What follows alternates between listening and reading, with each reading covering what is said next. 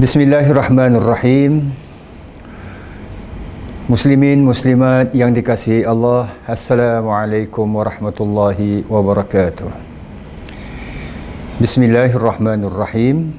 Alhamdulillahirabbil alamin.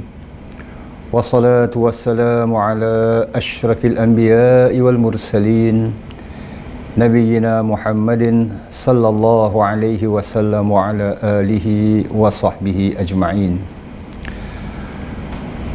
Rabbi syrah li sadri wa yassir li amri wa hlul 'uqdatam min lisani yafqahu qawli. Subhanaka la ilma lana illa ma 'allamtana innaka antal alimul hakim.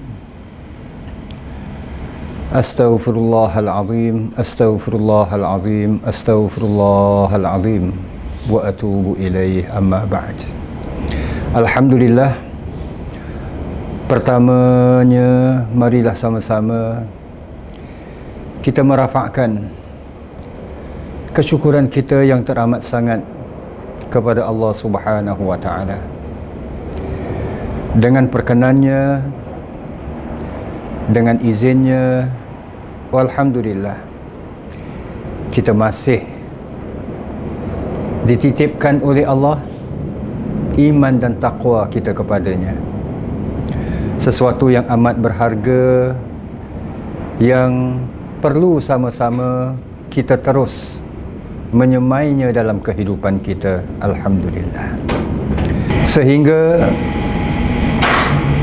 kita dipertemukan oleh Allah Subhanahu wa Ta'ala dalam siri kuliah khas yang diadakan oleh Masjid Al-Islah kita ini bagi memperingati peristiwa Isra' dan Mi'rajnya Nabi kesayangan kita, Nabi Muhammad sallallahu alaihi wasallam. Peristiwa Isra' dan Mi'raj merupakan peristiwa yang cukup besar yang sering diperingati saban tahun. Maka pada pertemuan kita ini, izinkan saya mengajak sidang muslimin dan muslimat yang saya hormati sekalian untuk kita menghayati peristiwa Isra' dan Mi'raj sebagai suatu peristiwa gembira dari kesedihan. Pertamanya, ingin sama-sama saya mengajak muslimin dan muslimat kita menghayati persoalan, mengapakah peristiwa Isra' dan Mi'raj ini berlaku ketika Nabi sallallahu alaihi wasallam belum lagi berhijrah ke Madinah.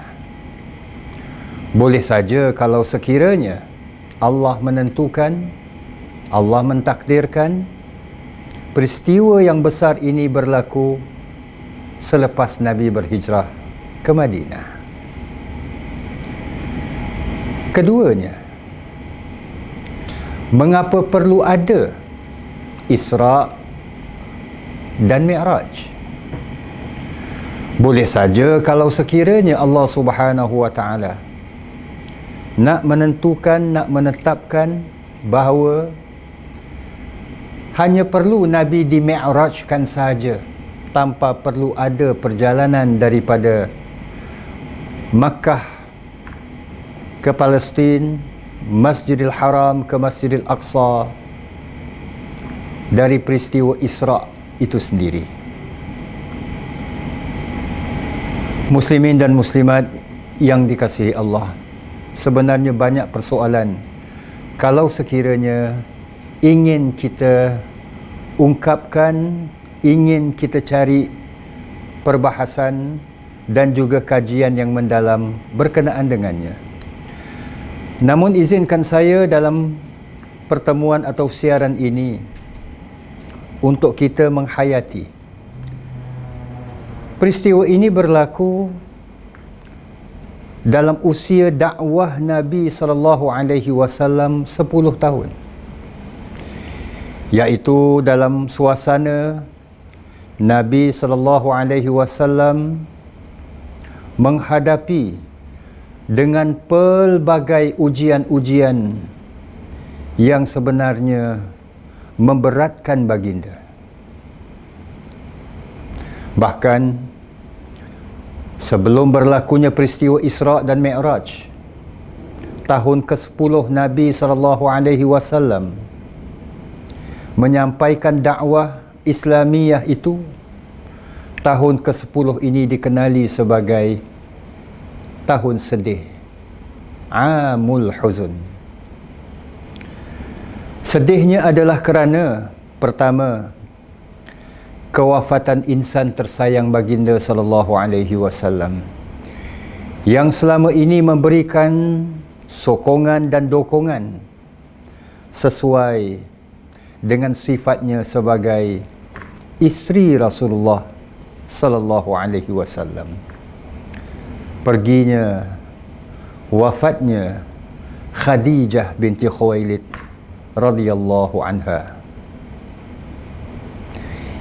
Disusuli pula dengan wafatnya pakcik Rasulullah sallallahu alaihi wasallam, insan yang menganggap Nabi ini bak anaknya dan Nabi sallallahu alaihi wasallam begitu rapat dengannya seumpama ayah baginda sendiri. Nah, Abu Talib diambil kembali oleh Allah Subhanahu wa taala, walaupun wafatnya bukan sebagai seorang muslim. Dua peristiwa ini meninggalkan kesan yang amat mendalam, kesedihan yang tidak dapat diperkatakan, yang ditanggungi oleh Nabi kita. Kemudian dengan sambutan orang-orang Makkah terhadap dakwah Nabi sallallahu alaihi wasallam yang begitu dingin, bahkan tentangan-tentangan yang mereka hidupkan, yang mereka adakan dalam cuba nak menyekat dakwah Nabi sallallahu alaihi wasallam ini, Nabi berusaha untuk mengembangkan dakwah ini ke bumi jiran, iaitu dakwah disampaikan kepada orang-orang Taif, yang mana lokasi Taif ini berjiran dengan Makkah sekitar 110 km dari Makkah. Tapi sebagaimana yang kita maklumi bersama, sambutan orang-orang Taif sebaliknya luar daripada jangkaan Nabi sallallahu alaihi wasallam. Mereka tega, mereka sanggup mencederakan Nabi sallallahu alaihi wasallam, insan yang sebelum ini mereka juga mengakui sebagai seorang al-amin, orang yang bersifat amanah, hanya kerana Rasulullah sallallahu alaihi wasallam cuba mengajak mereka kepada Islam. Nah, ini tiga peristiwa yang datang secara berurutan dalam tahun yang sama, tahun ke-10 Nabi menyampaikan dakwah. Maka tahun tersebut dalam lembaran-lembaran sejarah dinamakan sebagai tahun sedih.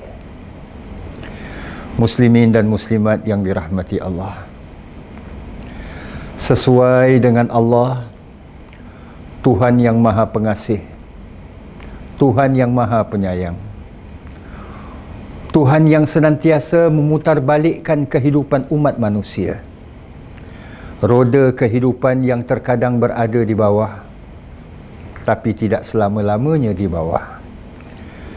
Kerana selagi mana ada di sana kehidupan yang masih berterusan, roda yang tadinya, roda kehidupan yang tadinya berada di bawah akan pergi pula ke atas. Ia hanya akan terhenti apabila roda kehidupan ini tidak berputar lagi, dan itu bermakna ia sebagai penghujung hayat seseorang itu. Nah, kesedihan yang menimpa Nabi, kepayahan yang dilalui oleh baginda sallallahu alaihi wasallam ini tidak selamanya. Maka itulah untuk menghiburkan Nabi, Allah Subhanahu wa taala, Tuhan yang Maha Pengasih, Tuhan yang Maha Penyayang ini menjemput Nabi melalui peristiwa Isra dan Mi'raj ini. Di sinilah saudara-saudara muslimin muslimat yang saya kasihi sekalian, antara iktibar yang boleh kita temuinya, yang boleh kita timba darinya, bahawa Allah Subhanahu wa taala, Tuhan yang kita sembah, yang kita memohon segala pertolongan daripadanya, apabila mendatangkan sesuatu perkara yang mungkin kurang menyenangkan kita, ketahuilah perkara tersebut tidak selamanya demikian. Kalau sesuatu itu dinamakan sebagai musibah, musibah tidak senantiasa dan selalu membelenggu kita. Nah, dalam suasana kita menghadapi wabak COVID-19 ini, ramai yang mengeluh, ramai yang malah hilang pegangan, hilang percaturan hidup, bahkan hilang pertimbangan apabila masjid-masjid kita ditutup, solat Jumaat tidak dapat dilaksanakan, bahkan solat harian itu sendiri tidak dapat dihidupkan secara berjamaah. Ada yang sampai, maaf cakap, marah dan mengeluarkan kata-kata yang kurang pertimbangan. Muslimin muslimat yang saya amat kasihi sekalian, ketahuilah musibah ini pasti akan berlalu, namun ia memerlukan kepada usaha kita. Kita lihatlah Nabi kesayangan kita, bila menghadapi musibah, kesedihan dengan kewafatan Khadijah, dengan kewafatan Abu Talib, Nabi masih terus mahu berusaha, iaitu berdakwah kepada orang-orang Taif, agar kesedihan yang menimpa baginda diobati dengan kejayaan baginda dalam dakwah, dalam menyebarkan agama Allah, dalam menegakkan syiar iman kepada Allah Subhanahu wa taala. Maka hasil daripada usaha Nabi ini, Allah menganugerahkan kefarduan salat. Nah, di sinilah kita ambil satu lagi iktibar. Salat adalah merupakan penawar yang paling mujarab dalam kita menghadapi musibah ini. Memang salat Jumaat tak dapat kita laksanakan, salat berjamaah harian, salat-salat waktu ini tidak dapat kita hidupkan di rumah-rumah Allah, di masjid-masjid Allah kerana ditutup. Namun, apakah salat itu harus kita tinggalkan hanya kerana musibah seperti ini melanda kita? Saudara-saudara yang dirahmati Allah, sidang jamaah yang disayangi Allah, marilah, tidak ada suatu kesedihan yang akan berterusan. Pasti di sana, jika ada kesedihan, pasti akan ada kegembiraan di baliknya. Hanya saja, mungkin kerana kesedihan itu, kita lebih merasainya berbanding dengan kegembiraan. Kita selalu dapat menghargai nikmat sihat hanya apabila kita sedang sakit. Tapi di waktu kita sihat, kita kurang menikmati kita kurang mensyukuri nikmat kesihatan yang Allah anugerahkan kepada kita. Marilah bersama-sama kita terus kukuhkan iman dan takwa kita kepada Allah Subhanahu wa taala. Dan dari peristiwa Isra dan Mi'raj yang kita sambut saban tahun ini, kita ambil iktibar daripadanya agar mudah-mudahan iman dan takwa kita dapat terus bersinar, dapat terus bersemi dalam jiwa dan sanubari kita, dan mudah-mudahan kita akan melalui insya-Allah wabak COVID-19 ini berlalu dengan kita tidak menggadaikan iman dan keyakinan serta tawakal kita kepada Allah, dan usaha yang berterusan yang dapat kita lakukan dalam mencegah penularannya insya-Allah. Sekian, terima kasih di atas keprihatinan bersama. Wassalamualaikum warahmatullahi wabarakatuh.